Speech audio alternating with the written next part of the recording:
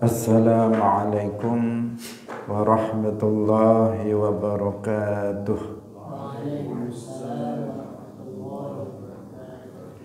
Alhamdulillahi rabbil alamin. Lahun ni'matu wa lahul fadlu wa lahul thana'ul hasan. Wassalawatullahil barrir rahim wal malaikatil muqarrabin ala sayyidina wa maulana Muhammadin wa ala alihi wa ashabihi at-tayyibin at-tahirin. Allahumma la sahla illa ma ja'altahu sahla wa anta taj'alul hazna idza syi'ta sahla. Allahumma arzuqna al-ikhlasa fi an-niyyati wal qawli wal amal wa ba'du.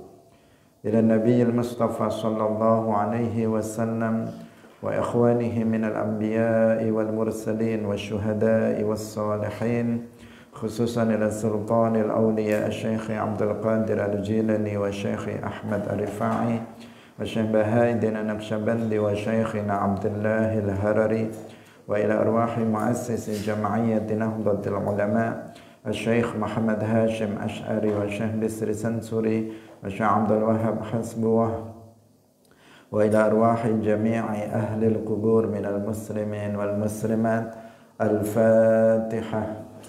A'udzu billahi minasy syaithanir rajim. Bismillahirrahmanirrahim. Alhamdulillahi rabbil alamin. Ar-Rahmanir Rahim.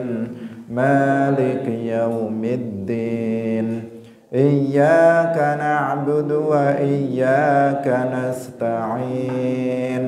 Ihdinas siratal mustaqim.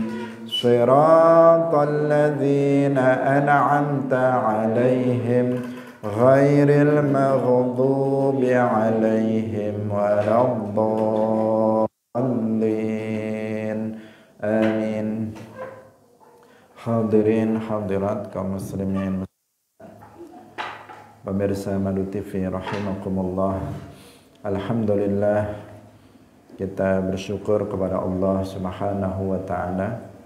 Pagi hari ini Allah Subhanahu wa taala masih melimpahkan nikmat-nikmatnya kepada kita semuanya, terutama nikmat taufik, karena hanya dengan taufik Allah Subhanahu wa taala kita semuanya memiliki kemampuan untuk melakukan amal soleh, termasuk hadir dalam majelis ilmuddin. Semoga Allah Subhanahu wa taala menetapkan taufik untuk kita sehingga kita senantiasa bisa menambah amal kebaikan. Amin ya rabbal alamin. Salawat dan salam semoga tetap terlimpahkan kepada Nabi Agung Nabi Muhammad sallallahu alaihi wasallam, para sahabatnya, keluarganya, serta seluruh umat Islam yang mengikuti beliau ila yaumil qiyamah. Kita ikhlaskan niat kita masing-masing, kita ngaji lillahi ta'ala. Pagi hari ini kita masuk pada surah yang baru, yaitu At-Tariq, Suratul Tariq. Ada 17 ayat. Kita baca terlebih dahulu. A'udzu billahi minasy syaithanir rajim. Bismillahirrahmanirrahim. Was-samaa'i wat-tariq. Wa ma adraka mat-tariq. An-najmus saqib. In kullu nafsin lamma 'alaiha hafiz. Falyanzuril insanu mimma khuliqa min ma'in dafiq. Yakhruju min baini sulbi wat tara'ib. Innahu ala raj'ihi laqadir. Yawma tubla sarair.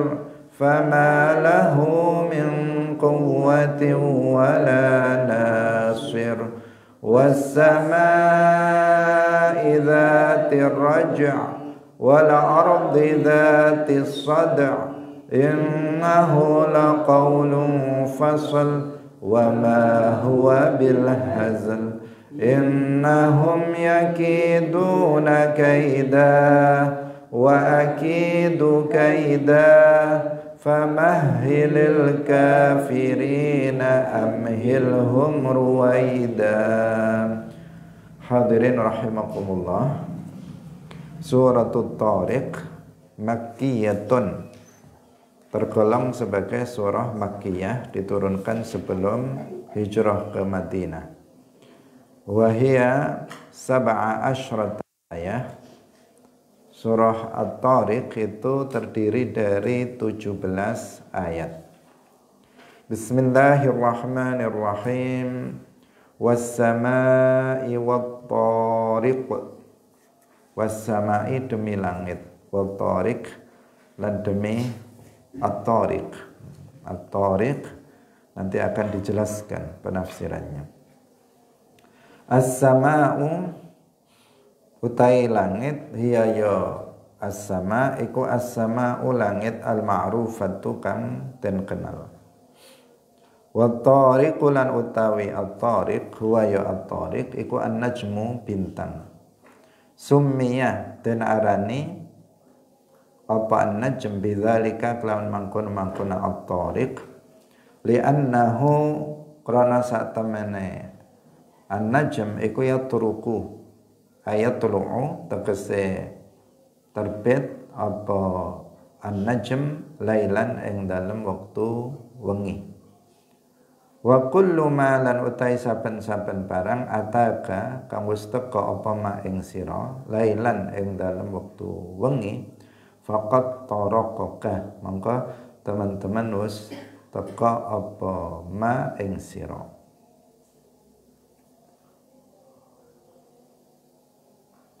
Wa ma adraka mat-tariq ma a'lamaka mat-tariq ma utai apa iku at-tariq at-tariq wa fussira lan den tafsiri apa at-tariq biqaulihi ta'ala kelawan dawe Allah ta'ala an-najmu ats-tsaqib an-najmu ats-tsaqib izharan karena nutuhaken li fakhamati ma maring agunge perkara aksama kang wis sumpah sapa Allah bihi kelawan ma. An-najmu tsaqib ay al-mudhi'u tegese bintang al-mudhi'u kang bercahaya.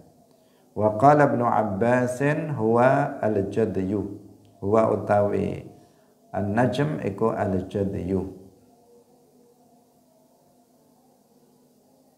Al-jadyu itu kalau kemarin dalam rasi bintang itu yang disebut dengan Aries, bintang Aries. Hadirin rahimakumullah, di awal surah At-Tariq Allah Subhanahu wa taala bersumpah dengan dua makhluknya. Yang pertama adalah as-sama dan langit, dan yang kedua adalah at-tariq, bintang at-tariq. Seperti dalam surah-surah sebelumnya, dalam juz 30 ini Allah Subhanahu wa taala banyak bersumpah dengan sebagian makhluknya. Dan telah kita jelaskan di awal bahwa ketika Allah Subhanahu wa taala bersumpah dengan sebagian makhluknya, maka menunjukkan bahwa makhluk itu memiliki manfaat tertentu, ada hikmah tertentu dari makhluk tersebut diciptakan. Nah, di sini Allah Subhanahu wa taala dalam surah At-Tariq bersumpah dengan dua makhluknya. Yang pertama as-sama, demi langit, was-samai. Nah, langit yang dimaksud ya langit yang ma'rufah, langit yang kita kenal, yang makhluk ciptaan Allah Subhanahu wa taala yang ada di arah atas, yang berada di atas, yang kita katakan bahwa langit itu ada dan langit itu berupa benda padat dan lebih keras dari bumi. Nah, bumi ini benda padat, kalau kita sentuh itu keras. Langit itu juga benda padat, lebih keras daripada bumi. Jadi langit itu bukan batas pandangan mata. Karena ada sebagian orang yang mengatakan langit itu hanya batas pandangan mata kita. Kalau yang biru-biru itu memang batas pandangan mata kita. Karena itu bukan langit, langit masih jauh ke atas. Jadi yang terlihat biru itu adalah batas pandangan mata kita. Tapi langit yang sesungguhnya yang berupa benda padat itu masih naik lagi ke atas. Karena seperti yang pernah kita jelaskan, jaraknya antara bumi ini dengan langit yang pertama itu perjalanan 500 tahun. Demikian juga antara satu langit dengan langit yang lain itu juga jaraknya 500 tahun perjalanan. Berarti sangat jauh sekali.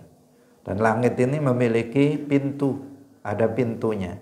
Ketika Nabi Shallallahu Alaihi Wasallam Mi'raj, beliau masuk naik ke langit itu melalui pintu langit yang dijaga oleh malaikat. Kan ketika itu ditanya, siapa? Ketika malaikat Jibril bersama Nabi datang, kemudian ditanya oleh malaikat penjaga langit, sama siapa?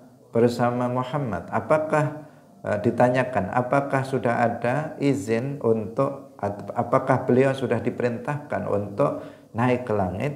Baru kemudian baru kemudian dibukakan pintu langit dan Nabi masuk melalui pintu langit itu. Nah, itu menunjukkan bahwa langit itu berupa benda padat memiliki pintu. Dan langit ini adalah maskanul malaikah, tempat tinggalnya para malaikat. Sebagaimana bumi ini tempat tinggal kita manusia, tempat tinggalnya para jin, tempat tinggalnya para binatang, langit itu adalah tempat tinggalnya para malaikat. Sehingga langit ini menjadi tempat yang suci. Suci dengan pengertian di sana nggak ada najis, juga nggak pernah dilakukan maksiat.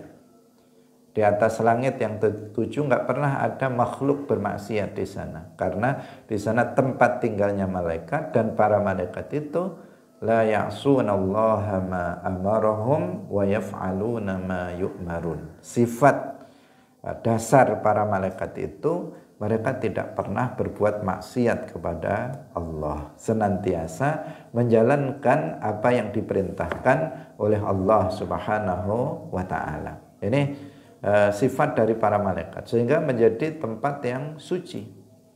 Dan karena itu maka langit itu dijadikan sebagai kiblatut doa, sebagai kiblat di dalam berdoa.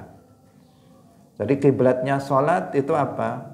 Al-Ka'batul Musyarrafah, Ka'bah yang ada di Makkah Al-Mukarramah, itu kiblat kita salat, tempat kita menghadap ketika kita salat. Kalau langit itu kiblatud doa, kiblatnya doa. Kalau kita berdoa maka telapak tangan kita tengadahkan ke arah langit.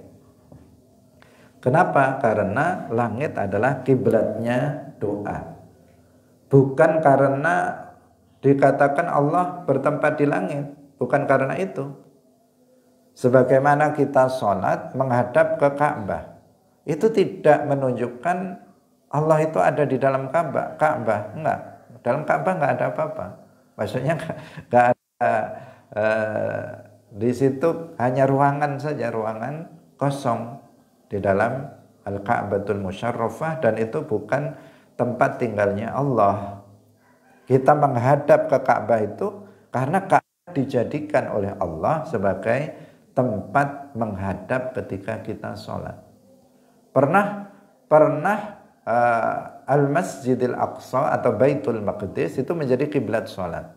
Pernah beberapa waktu Baitul Maqdis yang ada di Palestina dijadikan oleh Allah sebagai kiblat sholat bagi umat Islam. Tetapi kemudian dialihkan kembali ke Ka'batul Musyarrafah. Jadi murni karena itu perintah Allah untuk menghadap ketika kita berdoa, kita tengadahkan telapak tangan kita ke langit. Kenapa? Langit kiblatnya doa. Sehingga kalau kita berdoa, kita tengadahkan telapak tangan kita ke sana. Bukan karena Allah ada di sana. Karena kita Ahlus Sunnah wal Jamaah meyakini Allah tidak serupa dengan makhluk. Laisa kamitslihi syai' wa lam yakul lahu kufuwan ahad. Allah itu enggak serupa dengan sesuatu pun dari makhluknya. Sedangkan langit itu tempat tinggalnya malaikat. Ketika seseorang meyakini Allah itu bertempat di langit, berarti dia menyerupakan Allah dengan malaikat. Bertentangan dengan akidah Ahlus Sunnah wal Jamaah, bertentangan dengan Al-Quran, bertentangan dengan hadis, bertentangan dengan ijma' yang menegaskan Allah enggak serupa dengan makhluknya. Malaikat itu makhluk Allah, ciptaan Allah. Tempatnya ada di atas langit. Sering kita sebutkan dalilnya yang menunjukkan bahwa langit itu adalah tempat tinggalnya para malaikat. Rasulullah sallallahu alaihi wasallam bersabda, "Ma fis samawati sab'i mawdi'u arba'i asabi' illa wa fihi malakun qa'imun aw raqi'un aw sajidun." Tidak ada di langit yang 7 tempat 4 jari, kecuali di situ ada malaikat yang sedang beribadah kepada Allah Subhanahu wa ta'ala. Menunjukkan di atas langit yang 7 itu full, penuh dengan para malaikat yang sedang beribadah kepada Allah, sedang sholat di atas langit yang 7. Ini sangat jelas menunjukkan bahwa para malaikat adalah penduduk langit. Maka nggak boleh dikatakan Allah tinggal di langit. Karena jika dikatakan begitu, berarti menyerupakan Allah dengan para malaikat. Ini penting untuk diperhatikan. Was-sama'i, Allah bersumpah dengan as-sama', dengan langit. Dengan langit itu, langit ciptaan Allah, makhluk yang sangat besar ukurannya dibandingkan dengan bumi, maka langit sangat besar sekali. Meskipun langit itu jika dibandingkan dengan Al-Kursi dan Al-Arash, maka sangat kecil. Bahkan dibandingkan dengan surga, langit itu sangat kecil. Hadirin rahimakumullah, wa tariq. Kemudian yang kedua, Allah bersumpah dengan tariq. Tariq. Banyak orang namanya tariq. Apa at-tariq itu? At-tariq itu bintang. Bintang. Bintang al-jadyu, di sini disebutkan bintang al-jadyu atau bintang Aries, orang menyebutnya Aries. Jadi at-tariq, nama dari bintang. Kalau makna dasarnya taraka yatruku, itu artinya adalah mengetuk. Tarakal bab, misalnya Ahmad taraka baba, artinya Ahmad telah mengetuk pintu. Atau taraka yatruku itu artinya datang, artinya datang. Tarakaka artinya datang, dia datang padamu. Kalau kaitannya dengan bintang, maka di sini dikatakan bahwa dia taraka lailan, yatlu atau yatruk lailan, artinya yatlu'u lailan. Karena bintang itu dia terbitnya di waktu malam. Sehingga disebut at-tariq, Ya, dia yang terbit di waktu malam. Itu yang makna dari At-Thariq, tetapi yang dimaksud itu adalah nama dari sebuah bintang yang di langit, itu At-Thariq. Kalau maknanya dasar tadi yang sudah kita sebutkan. Kemudian di sini Allah Subhanahu wa taala menjelaskan apa itu At-Thariq. Wa ma adraka mat-Thariq? An-najmus tsaqib. Jadi At-Thariq itu An-najmus tsaqib, bintang yang menyala atau bintang yang bersinar, bintang yang bercahaya. Ibnu Abbas mengatakan huwa al-jadyu, yaitu bintang al-jadyu. Jadi al-tsaqib artinya al-mudhi, yaitu yang bercahaya, yang mengeluarkan cahaya. An-najmus tsaqib. Ini namanya tafsirul Quran bil Quran. Menafsirkan Al-Quran dengan Al-Quran. Tafsirul ayah bil ayah, menafsirkan ayat dengan ayat. Di sini Allah Subhanahu wa taala yang langsung menjelaskan tentang makna At-Thariq, bahwa At-Thariq itu adalah An-Najmus Tsaqib. Dalam tafsir itu ada yang disebut dengan At-Tafsir bil Ma'thur, ada At-Tafsir bil Ra'yi. Kalau At-Tafsir bil Ma'thur itu tafsirul Quran bil Quran, menafsirkan Al-Quran dengan Al-Quran, maksudnya menafsirkan sebuah ayat dengan ayat yang lain. Terkadang langsung dari satu ayat kemudian langsung ada penafsirannya. Terkadang penafsirannya ada di surah lain atau di ayat yang jauh dari ayat itu dalam satu surah. Nah, maka ini namanya tafsirul Quran bil Quran. Ada kalanya penafsiran itu tafsirul Quran bis sunnah, menafsirkan Al-Quran dengan hadis-hadis Nabi. Karena memang salah satu fungsi dari hadis-hadis Nabi, salah satu fungsinya adalah menafsirkan Al-Quran. Karena Al-Quran itu banyak di antara ayat-ayatnya itu yang masih global, bersifat ijmali, sehingga datang hadis itu untuk merinci hukum yang ada di dalam Al-Quran. Ada Al-Quran itu ayat-ayatnya masih bersifat mutlak, sehingga kemudian mutlak itu tanpa ada ikatan. Kemudian ada hadis datang itu mengqayyiti ayat yang ada dalam Al-Quran. Ada ayat-ayat Al-Quran itu yang pemahamannya belum jelas, sehingga kemudian datang hadis memperjelas makna dari ayat-ayat tersebut. Maka penafsiran Al-Quran dengan hadis ini juga termasuk at-tafsir bil ma'thur. Karena hadis ini pada hakikatnya itu juga berasal dari wahyu dari Allah Subhanahu wa taala. Yang ketiga ada tafsir Al-Quran dengan aqwal as-sahabah, dengan ucapan para sahabat, dengan penafsiran misalnya Ibnu Abbas, penafsiran Abi Bakar, penafsiran Ali ibn Abi Thalib dan seterusnya.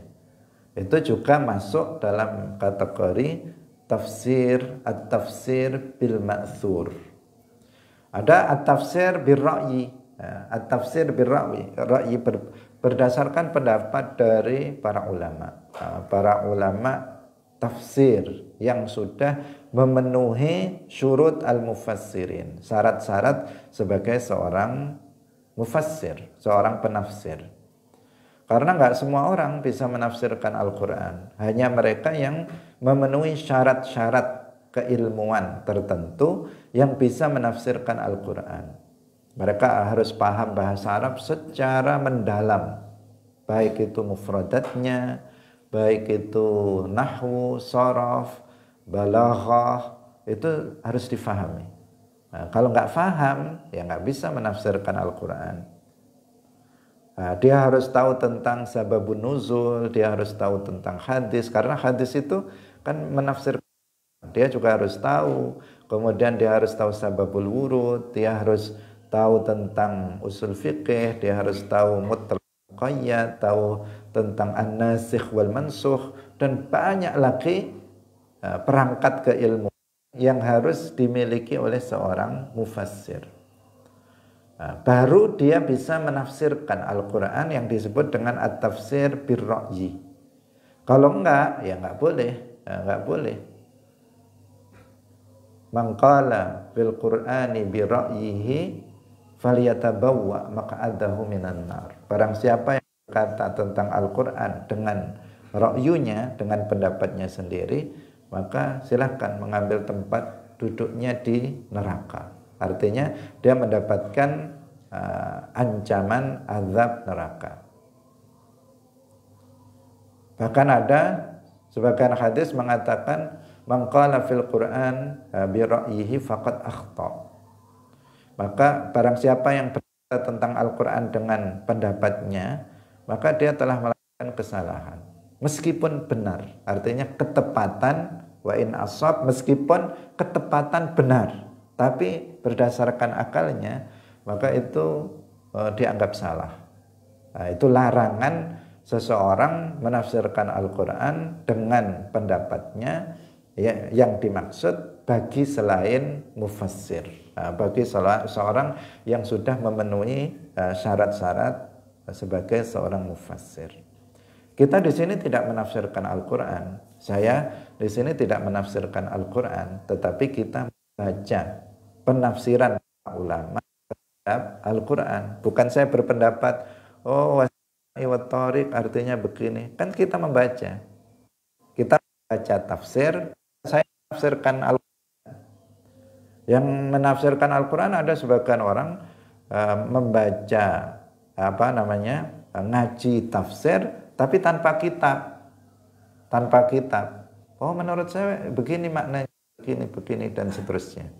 Ada di Jawa Tengah dulu orang yang dia menamakan majelisnya dengan majelis tafsir Al-Quran, kemudian dia baca sebuah ayat, langsung ditafsirkan sendiri, mengikuti hawa nafsunya tanpa merujuk kepada penafsiran para ulama. Itulah yang disebut tafsir bir-ra'yi. Hadirin yang dirahmati oleh Allah Subhanahu wa taala. Ini sedikit pengetahuan tentang ilmu tafsir. Nah, kalau kita panjang maka ya butuh 1 semester. Nah, butuh belajar ilmu tafsir 1 semester. Kalau di perkuliahan ya. Ini secara umum saja karena kita berkaitan di sini ada ayat kemudian ditafsirkan. Jadi Allah ketika berfirman was-sama'i wat-tariq, kemudian dijelaskan apa itu at-tariq. Allah menjelaskan sendiri dalam ayat yang lain an-najmus tsaqib. Berarti ini penafsiran ayat dengan ayat yang disebut dengan at-tafsir bil ma'thur. Tafsirul Quran bil Quran. Dan ini apa? Dikatakan sebagai penafsiran yang paling bagus, penafsiran yang paling kuat, penafsiran yang paling valid. Itu adalah penafsiran Al-Quran dengan Al-Quran, Al-Quran dengan hadis. Para ulama katakan wa khairu fassartahu bil warid wa ma fassartahu bil warid. Al-Iraqi dalam kitab Alfiyahnya, wa khairu ma fassartahu bil warid, sebaik-baik yang kamu tafsirkan adalah yang kamu tafsirkan dengan yang warid. Yang warid itu yang ada dalam Quran, yang ada dalam hadis. Itu yang terbaik ya, tafsir bil ma'thur, yang Quran dengan Quran, menafsirkan Al-Quran dengan hadis, itu yang paling kuat. Hadirin yang dirahmati oleh Allah Subhanahu wa ta'ala. Jadi at-tariq adalah an-najmu tsaqib. Jadi kalau ditanya apa itu at-tariq? At-tariq artinya an-najmu tsaqib. Itu sudah pasti benar. Nah, sudah pasti benar. Karena kalau nggak ada, Nanti orang kalau nggak ditafsirkan, nggak membaca penafsiran ini, orang bisa salah. Bisa salah arti. Misalnya wassama'i wattariq, dia akan menerjemahkan demi langit, wattariq, dan demi orang yang mengetuk pintu misalnya. Jadi demi orang yang mengetuk pintu, wattariq, atau demi orang yang datang. Kan tariq itu isim fa'il dari taraka yatruku, fahu tariqun. Kemudian diartikan demi orang yang mengetuk pintu. Karena di sini ada terjemah Quran. Coba saya bacakan ya. Bagaimana dia menerjemahkannya? Itu menunjukkan kita harus waspada dengan penerjemahan. Wassama'i wattariq, dimaknai di sini demi langit dan yang datang pada malam hari. Jadi at-tariq diartikan yang datang di malam hari. Nah, padahal di bawahnya sudah ada at-tariq itu an-najmu tsaqib. Nah, meskipun ya masih memper-memper. Kenapa? Karena yang datang di malam hari namanya bintang. Namanya bintang. Meskipun nggak semua yang datang di malam hari itu bintang, ada kalanya manusia datang di malam hari, bepergian jauh terus datang di malam hari, bisa jadi kan begitu. Artinya masih umum. Nah, kalau yang kayak begini kan semestinya langsung sudah ada tafsirnya di bawah, nggak perlu diterjemahkan lagi. Nah, karena yang dimaksud dengan at-tariq itu an-najmu tsaqib. Allah sendiri yang menjelaskannya, bukan mufassir, bukan nabi yang menjelaskan apa itu at-tariq. Tetapi at-tariq adalah an-najmu tsaqib, yaitu bintang, bintang yang as-tsaqib yang bercahaya, itu yang dimaksud dengan at-tariq. Jadi demi bintang yang bercahaya. Nah, kalau dimaknai seperti itu, baru bintang yang dimaksud bintang apa? Kan banyak, ribuan, jutaan bintang yang ada di langit. Yang kemarin kita sebutkan bintang al-buruj itu ada 12, itu gugusan bintangnya. Tapi setiap gugusan bintang itu ada berapa jumlahnya. Nah, di sini kemudian baru ada penafsiran dari Ibnu Abbas mengatakan bahwa at-tariq itu adalah bintang al-jadyu. Bintang al-jadyu. Bintang al-jadyu itu sering disebut sebagai Aries. Itu pun masih kita Allahu a'lam. Yang jelas kalau dalam bahasa Arab menurut Ibnu Abbas itu al-jadyu. Tetapi dalam penerjemahannya al-jadyu itu makna dasarnya itu kambing. Dan dalam bintang Aries yang yang gambarnya itu kambing itu Aries, bintang Aries. Lebih selamatnya ya al-jadyu yang dikatakan oleh Abdullah ibnu Abbas, Jumanul Quran. Ibnu Abbas itu nomor 1 dunia Islam setelah Rasulullah Shallallahu Alaihi Wasallam, karena beliau mendapatkan barokah doa dari Rasulullah Shallallahu Alaihi Wasallam. Ketika Abdullah bin Abbas itu masih kecil, dipegang kepalanya oleh Nabi, kemudian didoakan. Banyak riwayatnya, di antara riwayatnya mengatakan Allahumma al-faqihhu fid-din wa ta'wil.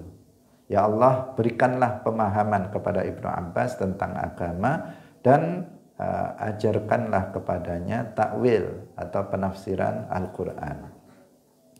Nah, di sini doa Nabi dikabulkan oleh Allah sehingga Abdullah bin Abbas ini menjadi seorang mufassir yang luar biasa, menjadi rujukan bagi para mufassir setelahnya.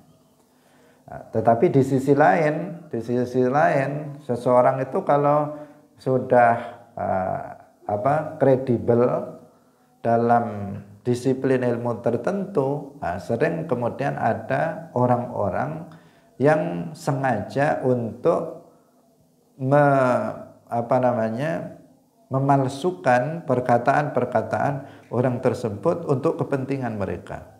Nah, untuk kepentingan mereka. Jadi para ulama besar itu ada kemudian orang yang biar terpercaya dia buat tafsir sendiri agar orang percaya dengan tafsir dia, kemudian diatasnamakan Ibnu Abbas. Qalahu Ibnu Abbas. Padahal dia sendiri yang ngomong. Kemudian dinisbatkan kepada Abdullah ibnu Abbas. Banyak sekali para ulama seperti itu. Maka kita harus waspada. Misalnya Syekh Abdul Qadir Al-Jilani. Siapa yang nggak kenal dengan Syekh Abdul Qadir Al-Jilani? Sultanul Aulia, rajanya para wali pada masanya. Nah, itu orang sangat terpercaya, tetapi kemudian apa? Ada orang-orang yang ingin menyebarkan kesesatan di atas namakan beliau. Sehingga ada kitab beliau, karya beliau, judulnya Al-Ghunyah. Itu apa? Di dalamnya disisipi dengan sisipan-sisipan palsu.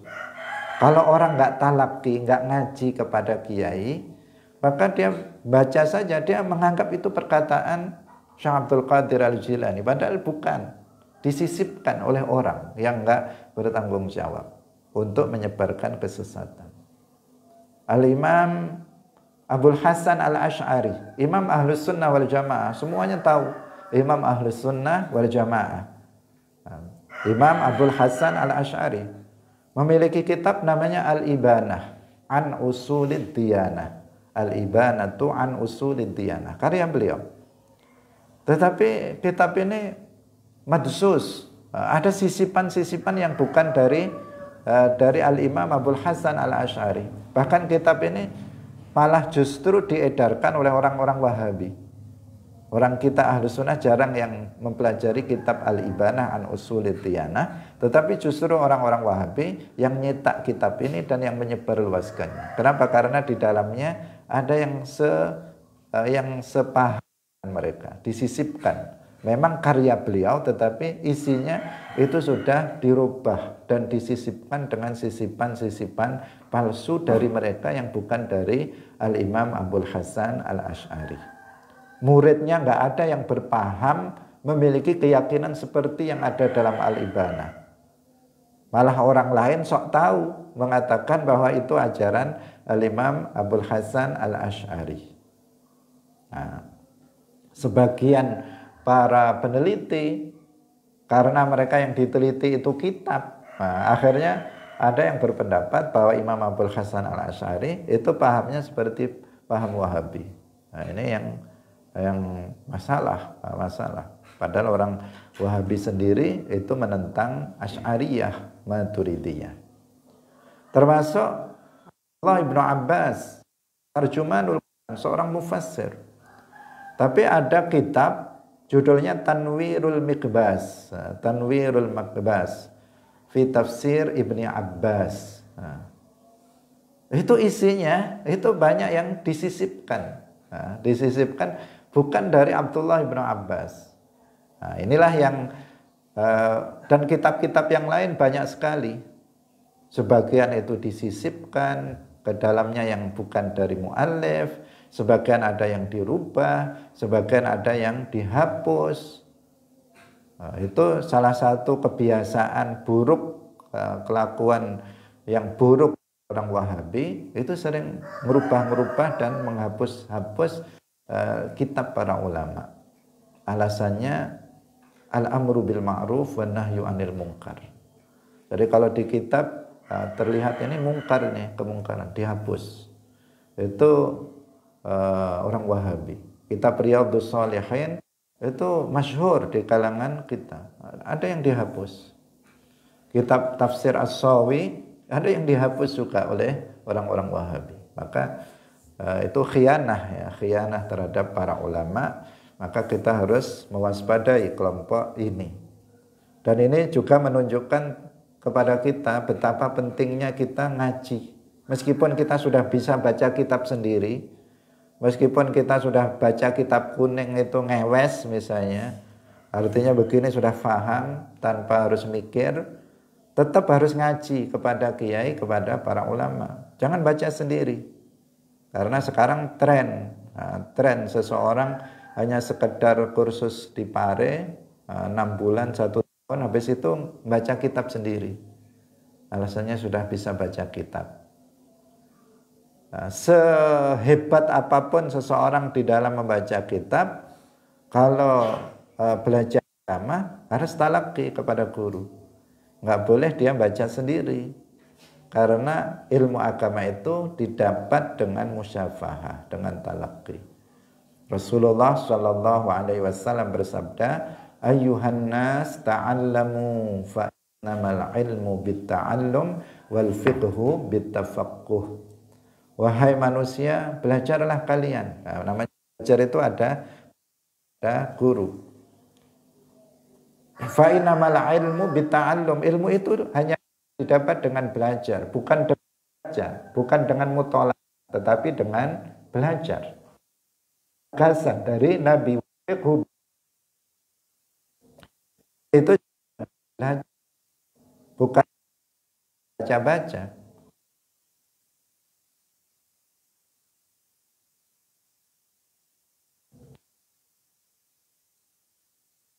Dia dengan, maka jangan bangga ketika misalnya ada seseorang mengajari, misalnya dia ngaji, kemudian kitabnya kosongan, kitab baru. Nah, sekarang kan ada semacam dipuji-puji. Oh, guru saya mengajar kami, kitabnya masih baru, masih kosongan, bersih. Berarti dia hebat. Nah, dia hebat karena dia ngajinya ngaji kosongan. Itu berbahaya. Justru itu harus diwaspadai. Karena kalau dia ngaji kosongan, berarti dia belum ngaji sama gurunya. Berarti dia banyak ngarang-ngarang nanti dalam pemahamannya. Nah, meskipun dia cerdas, itu pintu penyimpangan sangat besar. Nah, justru kita harus bangga kalau misalnya guru kita sudah dimenai semua, penuh semuanya, runtut semua. Berarti guru saya dulu ngaji sama gurunya. Nah, apa yang disampaikannya berarti sama dengan yang disampaikan oleh gurunya kepada dia, begitu seterusnya. Dan itu dari situ kita akan bisa terjaga. Nian ilmu agama itu bisa terjaga. Nah, ini fenomena yang terjadi pada masa sekarang ini. Banyak orang yang ngaji kitab itu kosongan, bukan ngaji kitab yang dia sudah ngaji, dijaga kitabnya dengan baik, kemudian baru diajarkan. Bukan seperti itu, tetapi dia ngaji kitab-kitab yang kosongan. Nah, kosongan itu nggak ada maknanya dari dia, dan dia nggak pernah ngaji. Bahkan ada fenomena baru lagi, di sebagian karena kurang selektif, kadang ngaji kitab-kitab Wahabi juga, kitab-kitab pokoknya kitab yang baru dicetak dikaji oleh dia, ngaji kepada muallifnya, kepada orang yang ngaji kepada muallif dari kitab tersebut. Ini harus waspada, mengingat tadi fakta yang kita sampaikan tentang adanya das, yang disebut das, yaitu sisipan palsu yang ada dalam kitab-kitab para ulama. Itu hanya satu hal dari fakta adanya das, yaitu itu. Yang kedua, ada fakta bahwa kitab itu selalu ada salah cetak. Tidak ada kitab yang diterbitkan oleh penerbit yang kosong dari kesalahan. Nah, enggak ada. Yang bebas dari hanya Al-Quran. Hanya Al-Quran. Tetapi kitab-kitab misalnya ini, kitab yang kita pegang ini, ada kesalahan di dalamnya, kesalahan tulis dan seterusnya. Demikian juga kitab-kitab yang lain. Nah, kitab-kitab yang lain, kesalahan itu dipastikan ada. Hanya saja ada yang kesalahannya itu banyak, salah cetaknya banyak karena nggak ada mushahih, terburu-buru dan sebagainya, sehingga kesalahannya itu banyak sekali. Ada yang kesalahannya sedikit karena memang sangat teliti, sangat teliti. Sebelum dicetak dibaca 10 orang misalnya. Bahkan meskipun dibaca 100 orang pun tetap ada yang salah. Tetap ada yang salah. Kita baca kitab ngaji, para ustadz di sini ngaji kali kesalahan harokat, harusnya dhammah di fathah, harusnya kasrah di fathah dan sebagainya. Banyak kesalahan. Padahal diterbitkan oleh penerbit yang sangat kredibel, yang sangat percaya. Tapi masih ada yang salah. Bagaimana jika diterbitkan oleh penerbit yang tujuannya hanya untuk dagang saja, dagang kitab? Tentu akan lebih banyak lagi kesalahan-kesalahan yang terjadi. Nah, kalau kemudian kemudian ada orang baca kitab itu tanpa ngaji, kemungkinan kesalahan. Karena dalam bahasa Arab itu pengaruhi, harusnya di fathah dhammah itu kan bisa jadi yang harusnya itu maf'ul bihi dijadikan fa'il. Itu sudah pemahamannya bertolak belakang luar biasa, sudah lari jauh pemahamannya. Hanya karena harokat saja salah i'rab. Itu fakta. Yang kedua yang mengharuskan kita itu ngaji, mengharuskan kita itu talaqi, biar aman, biar aman. Nggak setiap orang yang kadang kita akan bangga dengan orang-orang yang cerdas. Saking cerdasnya, terus tadi itu ngaji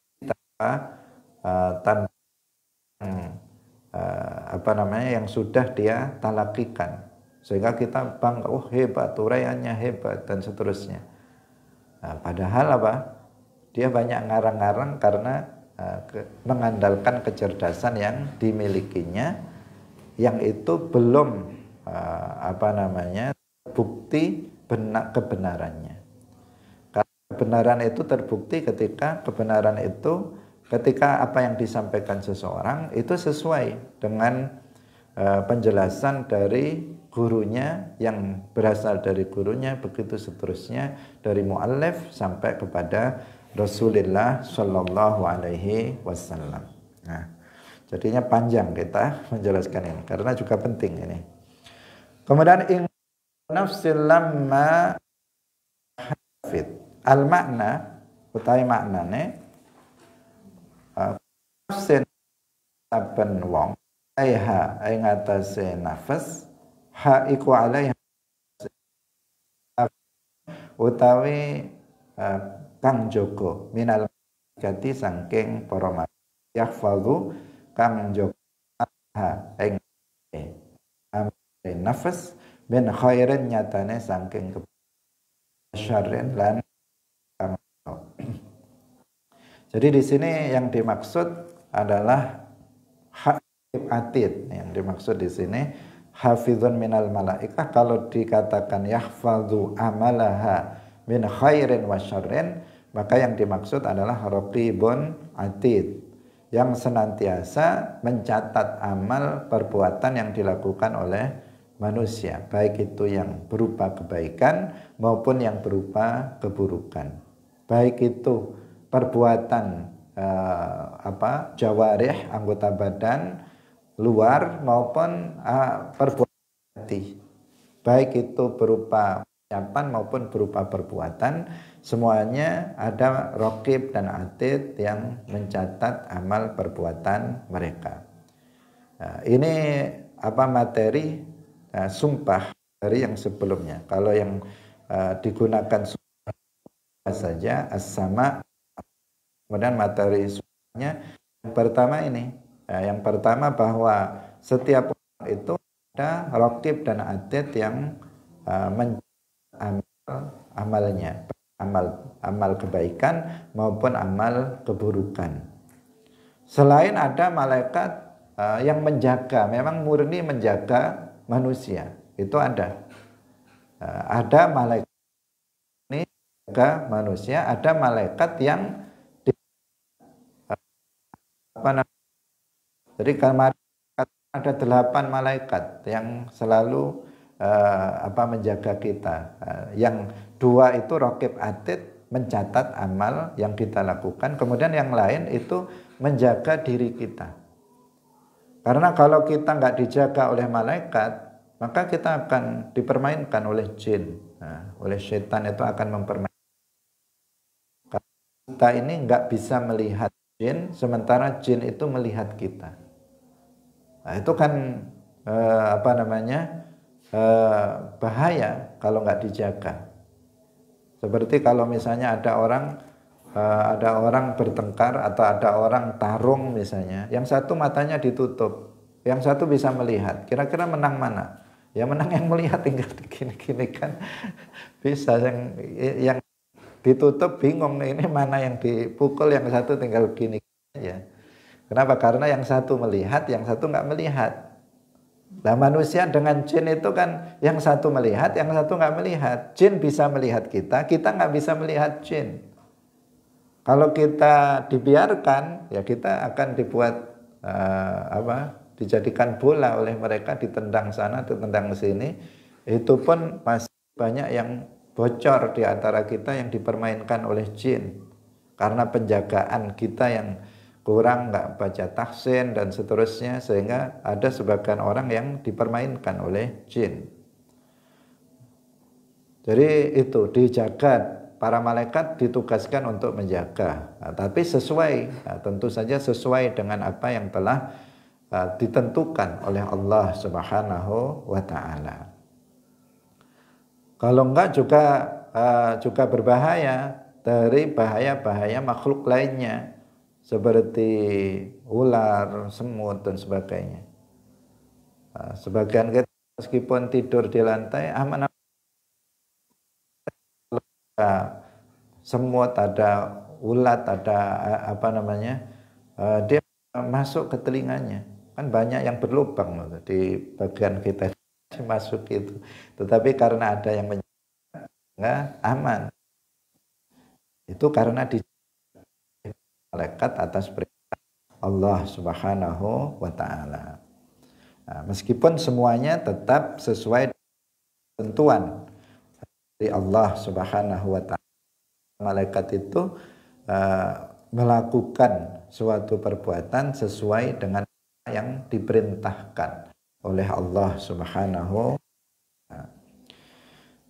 Hadirin rahimakumullah. Selanjutnya ini nanti agak panjang pembahasannya, insya Allah kita lanjutkan besok, yaitu tentang penciptaan manusia. Tentang penciptaan manusia, falyanzuril insanu mimma khuliqa mimma intafiq. Ini tentang penciptaan manusia, agak panjang pembahasannya sehingga kita bahas insya Allah dalam pertemuan berikutnya. Demikian, semoga bermanfaat, barokah, barakallahu fikum, wallahul muwaffiq ila aqwamit thoriq. Wassalamualaikum warahmatullahi wabarakatuh. La ilaha illallah. Allahumma salli ala sayyidina Muhammad wa ala alihi wa sahbihi wa sallim. Rabbi ghfirli wa liwalidayya wa lil mu'minina wal mu'minat.